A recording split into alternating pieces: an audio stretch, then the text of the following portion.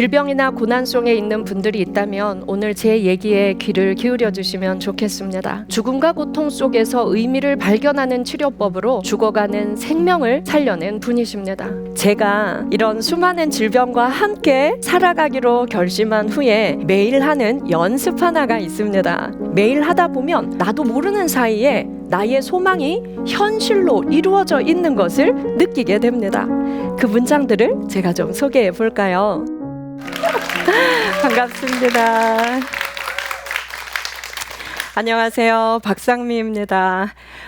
저는 어릴 때부터 건강 염려증이 아주 심했습니다. 배가 조금 아파도 위암인가?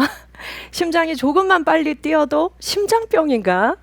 그리고 두통이 조금만 생겨도 뇌졸중, 전조 증상이 아닌가 할 정도로 아주 심각한 건강 염려증이 있었습니다.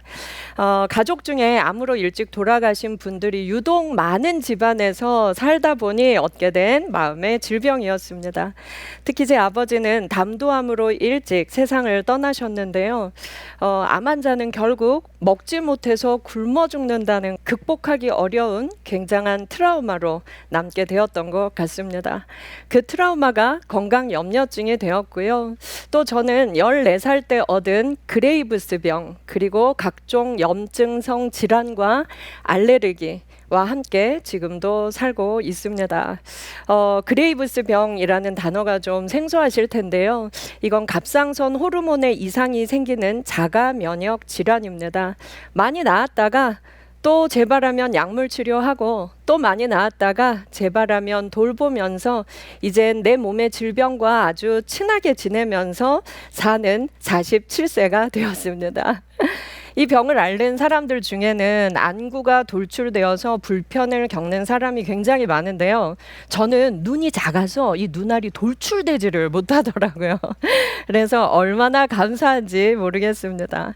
증상이 심해지면 심장이 무척 빨리 뜁니다. 그러면 저는 불안하다고 느낍니다. 그러면 저 자신에게 제가 이렇게 말합니다.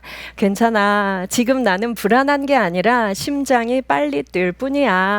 심장이 빨리 뛰면 내가 불안하다고 느낄 뿐이지 심장병은 아니야. 심장아, 워워 가라앉아. 그리고 난 늘 불안한 사람이 아니야. 불안하다고 착각하지 마. 이렇게 얘기를 합니다. 그리고 제가 앓는 질병은 더위를 유난히 많이 느껴서 여름이 되면 거의 정상적인 활동을 잘 하지 못합니다. 체력도 급격히 떨어져서 누워있는 시간이 굉장히 많아지죠. 그래서 지난 여름도 누워서 책 읽고 글 써야 하는 시간이 꽤 길었습니다.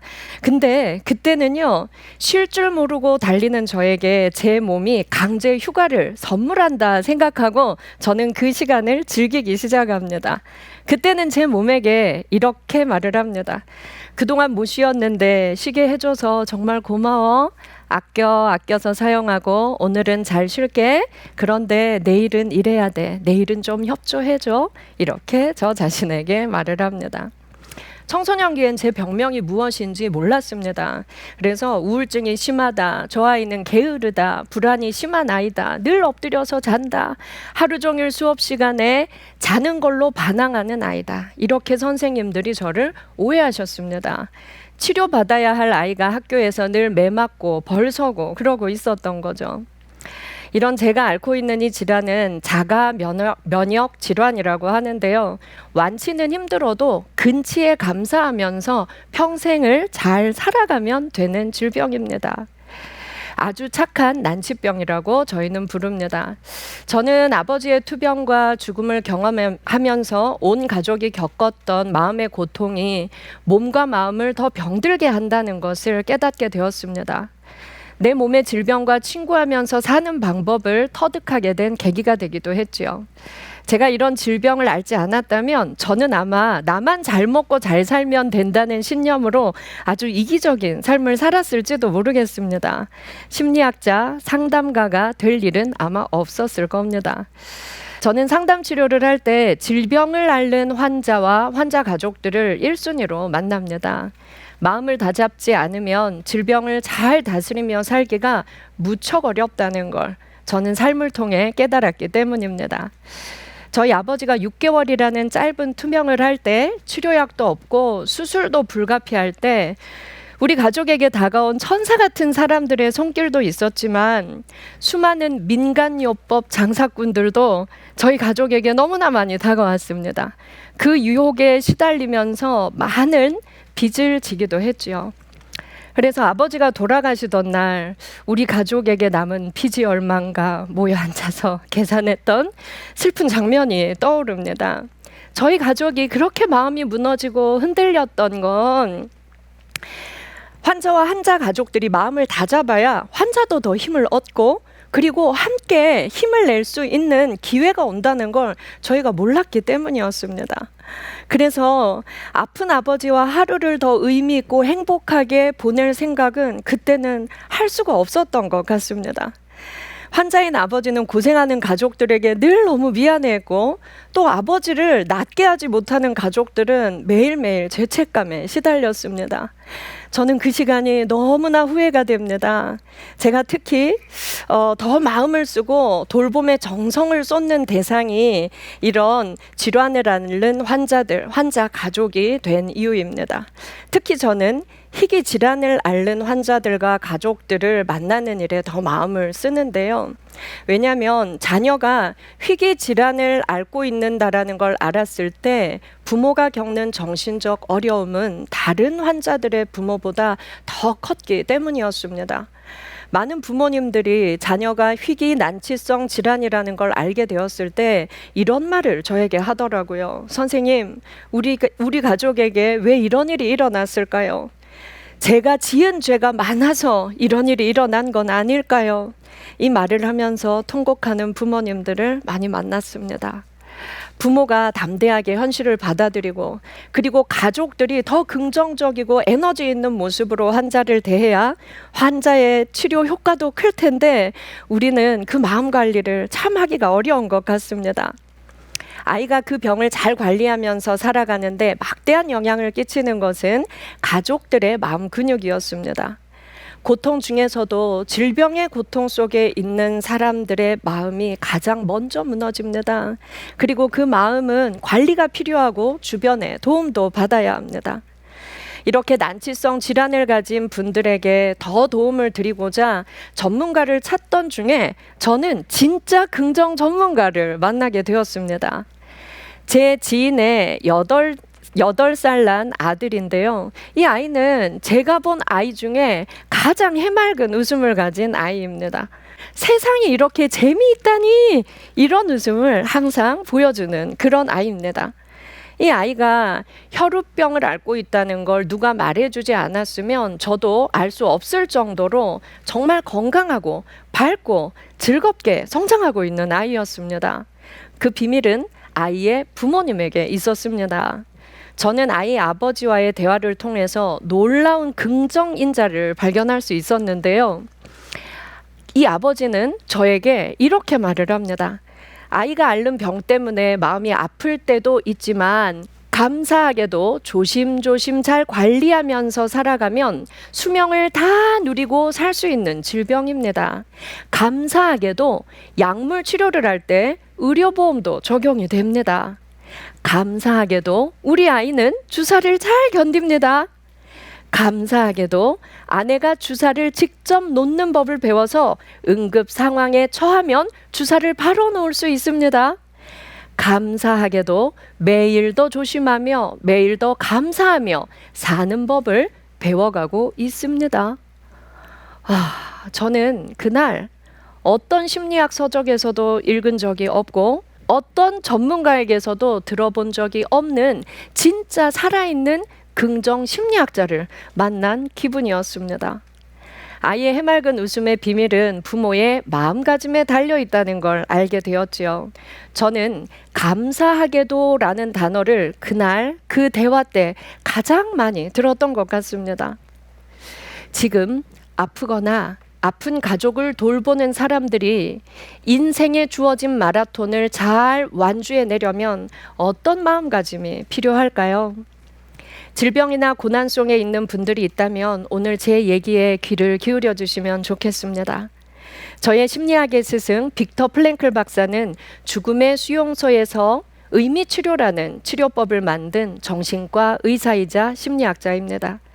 극심한 고통 속에서 끝끝내 살아남는 법을 찾아내고 죽음과 고통 속에서 의미를 발견하는 치료법으로 죽어가는 생명을 살려낸 분이십니다. 피할 수 없는 고통과 시련 속에 있다면 고통과 시련에서 의미를 발견할 때 더 큰 성장을 할 수 있다는 것을 안내하는 것이 제가 하는 심리치료, 의미치료입니다. 저는 극심한 마음의 병을 앓는 사람들이 육체의 질병 때문에 절망하는 경우를 많이 봅니다. 그들에게 바로 이 의미치료를 실시하는데요. 나를 살리는 것은 타인이 아니라 나 자신이라는 걸 발견해가는 치료법입니다. 타인의 마음은 우리가 어찌할 수가 없죠. 그런데 내 마음은 얼마든지 내가 살려낼 수가 있습니다. 빅터 프랭클은 이렇게 말합니다. 어려움에 처했을 때 그 사람이 어떤 행동을 선택하는지를 잘 살펴보십시오. 어떤 선택을 하는지에 따라 인생은 의미로 가득 채워집니다. 당신은 고통을 많이 겪었습니까? 그 고통은 운명적인 것이었습니까? 피할 수 있는 고통이었나요? 피할 수 없는 고통이었나요? 그렇다면 당신이 겪은 고통은 의미 있는 고통으로 승화될 수 있습니다. 우리에게 닥치는 운명은 행운이든 불행이든 반드시 의미를 드러내고야 만다는 것이 의미치료의 핵심입니다. 고통이 우리 가족에게 다가오지 않았더라면 더욱 좋았겠죠. 내 인생이 더 의미 있어진다면 고통도 충분히 의미가 있는 것이 아닐까? 오늘 저와 함께 한번 생각해 보면 좋겠습니다. 빅터 플랭클은 이렇게 말합니다. 모든 상황은 지금보다 나아지기 마련이라고. 그런데 저는 이 문장에 100% 동의할 수 없었습니다. 모든 사람이 가만히 있을 때 모든 상황이 지금보다 그냥 나아지진 않기 때문입니다. 저는 그동안 수많은 고난을 이겨낸 사람들, 그리고 자신이 겪는 고통 속에서 의미를 찾아낸 사람들을 만나면서 두 가지 조건이 중요하다는 걸 깨닫게 되었습니다. 고통 속에서도 의미를 발견하겠다는 의지가 있는 사람, 그리고 매일 긍정을 선택하고 매일 실천하는 사람. 이 두 가지의 요건이 있을 때 우리의 삶은 반드시 어제보다 오늘 좀 더 나아지고 어제보다 오늘보다 내일 조금 더 성장할 수 있다는 거죠. 모든 상황은 오늘보다 나아질 수 있고 운명은 내가 창조할 수 있습니다. 이 두 가지를 실천한다면 말이죠. 운명보다 강력한 것은 흔들림 없이 운명을 떠받치는 용기입니다. 고통 속에서도 의미를 발견하고 긍정을 선택하고 매일 실천하는 용기가 필요합니다. 그렇게 살기로 결정하고 용기를 내기로 선택하는 사람은 삶이 나에게 무엇을 줄 것인지 묻고 이거밖에 주지 않느냐고 화내지 않습니다. 삶이 나에게 무엇을 기대하는 걸까?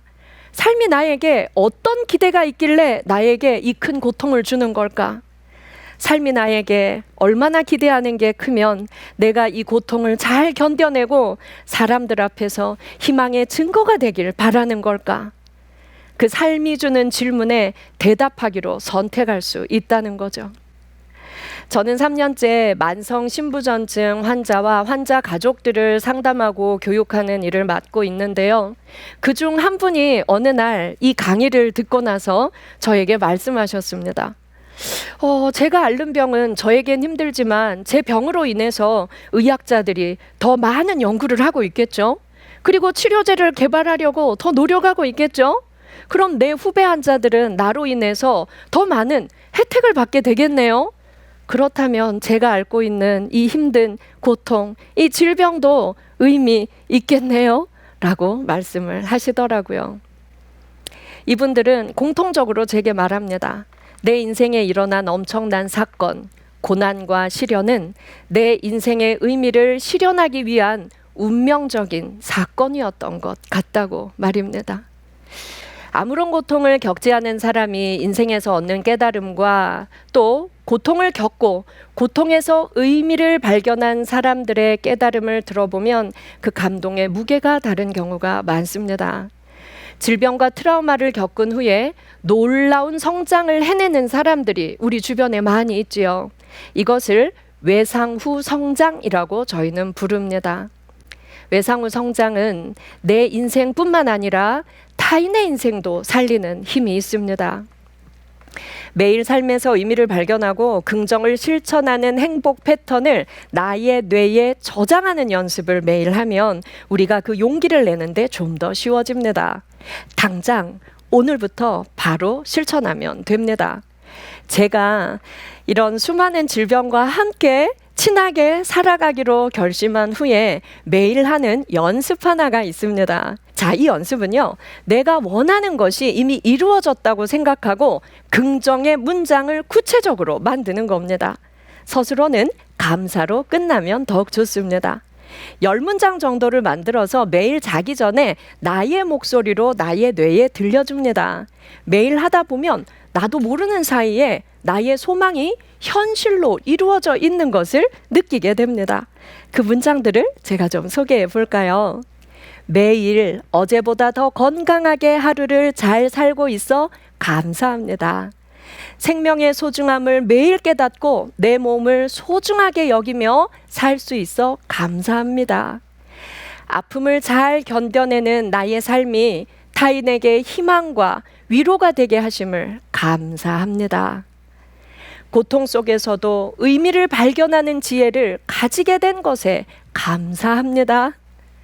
나를 만나는 사람들에게 긍정의 에너지를 나누어 줄 수 있어서 감사합니다. 어떤 경우에도 내 삶에 예스라고 외칠 수 있는 용기 있는 사람이어서 감사합니다. 이렇게 자기 전에 제가 저에게 말을 해줍니다. 너무 기분이 좋아져요. 그리고 마치 제 삶이 그렇게 흘러갈 것 같아요. 그러다 보면 어느 날 이미 이루었구나 하는 것들이 하나둘 자꾸 늘어나더라고요. 오늘은 이 긍정 문장으로 제 강연을 마무리하고자 합니다. 오늘도 타인에게 위로와 희망을 나누는 강연을 잘 마칠 수 있어서 감사합니다. 감사합니다.